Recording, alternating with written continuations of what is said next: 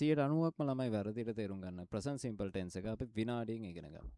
present simple tense එක අපි පාවිච්චි කරන්නේ දෛනික පුරුදු, daily routines, normal තොරතුරු ඒ වගේම general truths වලටයි. මේකේ structure එක හරිම simple. subject plus verb. verb එක අපි පාවිච්චි කරන්න ඕනේ base form එක. base form එක කියන්නේ verb එක තියෙන විදියටමයි. so උදාහරණ විදියට I play, not plays, played එහෙම නෙමෙයි. we study, studies නෙමෙයි, studying නෙමෙයි, studied නෙමෙයි. හරි base form එක study. they work, subject plus verb, base form එක තමයි verb එකේ අපි පාවිච්චි කරන්නේ. examples මෙතන තියෙනවා. I study English every day. She studies English every day. She plays cricket on Sundays. වැදගත්ම රූල් එක තමයි he, she, it නැත්නම් මාකරි නමක් එක්ක අපි verb එකට අනිවාර්යෙන් s හෝ es add කරන්න ඕනේ. She play football නෙමෙයි she plays football. He study English නෙමෙයි he studies English. අනිවාර්යෙන් මතක තියාගන්න.